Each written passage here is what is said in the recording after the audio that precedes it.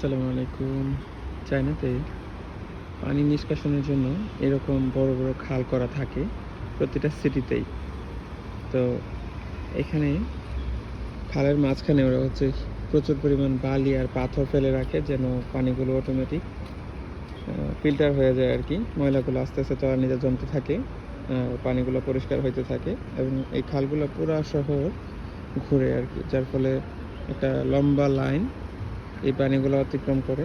শেষ মাথায় যখন পানিগুলো পাহাড়ের কোনো একটা লেকে বা কোনো জায়গায় জমা করে, তখন এই পানিগুলো এতটা ময়লা বা কোনো দুর্গন্ধ থাকে না। এই যে এখন যে দাঁড়িয়ে আছে একটা জায়গাতে, এখানে পানিগুলো খুবই পরিষ্কার। নিচে মাছ আছে দেখতে পাচ্ছি একদম পরিষ্কারভাবে, যে আপনারা দেখতে পাবেন, দেখেন বড় বড় মাছ। তো এখানে একজন দাঁড়িয়ে ওই যে মাছ মারতেছে। বেশিরভাগ মাছই তেলাপিয়া টাইপের। আর মজার জিনিস অনেক জায়গাতে যখন এই লেকের গভীরতা বেশি থাকে, কিছু কিছু মানুষকে সুইমিং করতেও দেখি। কতটা পরিষ্কার হয় পানি, যদিও আমাদের মানে এরকম রুচি হবে না, আসলে এতটা নোংরা না, সেজন্য হয়তো তারা নামে, কারণ গন্ধ নাই, কিচ্ছু নাই, পানি পরিষ্কার। আর এখানকার মাছ অনেক বড় বড় হয় দেখলাম। তো এই জন্যই মাছ মেয়েরা এগুলো নিয়ে রান্না করে খাবে।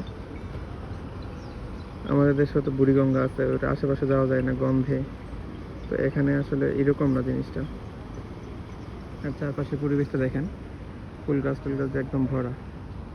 এই পাশে কয়েকটা তুলা গাছ ছিল কিছুদিন আগে, খুবই সুন্দর লাগছে, একদম লাল হয়েছিল চারপাশ।